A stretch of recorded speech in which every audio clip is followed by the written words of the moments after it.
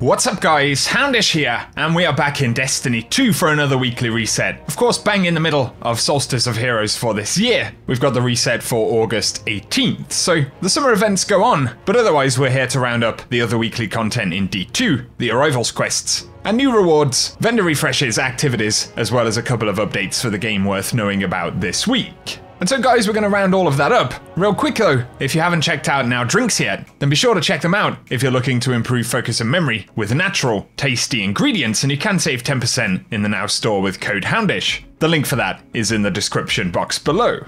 Into the reset initially this week though, of course Solstice of Heroes continues, and so the grind to unlock your armor upgrades, any triumphs you want for Moments of Triumph this year, and then of course there will be the Eververse rotation of Solstice items which we'll check out in a moment. A quick update from Bungie though, they have said that the European Aerial Zone weekly challenges have been disabled due to an issue causing powerful gear rewards not to be granted upon completion. And so they've said they'll provide more info when it becomes available. But of course the other element right now is that the Solstice bounties aren't dropping bright dust like they should be. And so hopefully Bungie are going to get those sorted out pretty soon, and I will keep you posted. But otherwise, let us know how you've been getting on with the Solstice grind in the comments section below. As we get on to the other reset stuff for the week, and of course the Season of Arrivals content, initially when we look at the director, there doesn't appear to be anything completely unexpected showing up, so of course we've got the means to an end quest right here. We're also waiting for the evacuation quest, which is expected sometime in early September, potentially, and that's one that'll pop up at Zavala once it's available.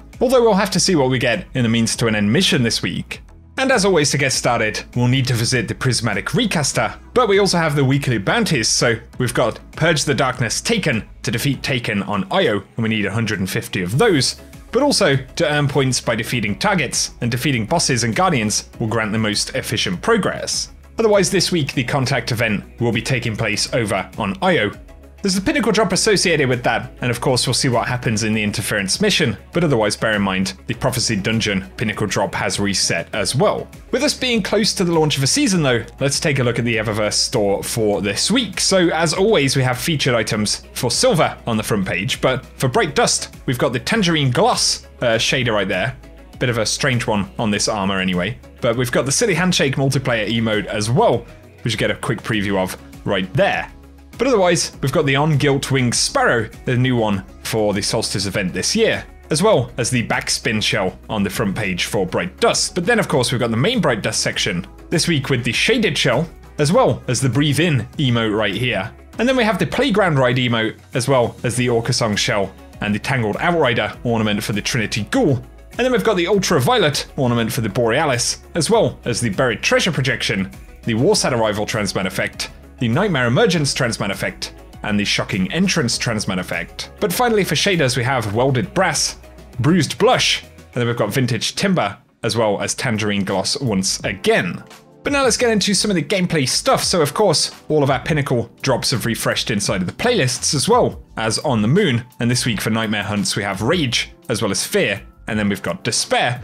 But don't forget, the Pit of Heresy is still dropping Pinnacle gear, as well as the Garden of Salvation, and this week's challenge will be a link to the chain.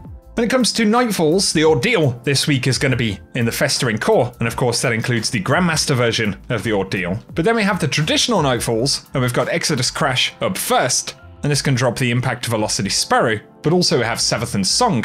This can drop the Duty Bound, and then the Warden of Nothing, that can drop the Warden's Law Hand Cannon. All of those are random drops when you take the bosses down. Clash and Lockdown are the featured playlists inside of the Crucible, but of course Trials will return at the daily reset on Friday.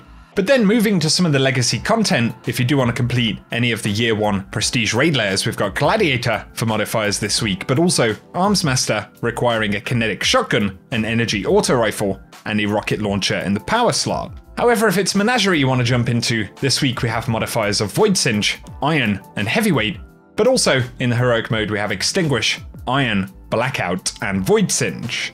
For the Reckoning this week, for the drops, we've got the Swords bosses, so you can pick up Lonesome, as well as Nightwatch, Sole Survivor, Last Man Standing, or Just In Case as the featured drops. And then in the Escalation Protocol, in addition to some of the 2.0 updated weapons this season, this week the boss is Boklita, the Hunger of Zol, so you can pick up all 3 of the weapons randomly when you take the boss down, as well as 2.0 armor. And then of course, finally, if you're still completing Forsaken content, we have the Dreaming City challenge this week with the Ascendant challenge, and that is Ouroborea, accessed via Ephelion's Rest right here. Of course, the first weekly challenge that we ever had inside a Dreaming City, but if you're completing any of those and you want the location for it, including if you have Forsaken content and you've never run any of them, of course there is the title, triumphs, and content associated with that. So it may be something you want to check out, and gameplay for this week's challenge location will be at the end of the video, but otherwise, that is everything that we have to summarize this week, guys. I'll keep you posted with any news as always here on the channel, so be sure to get subscribed and turn on notifications.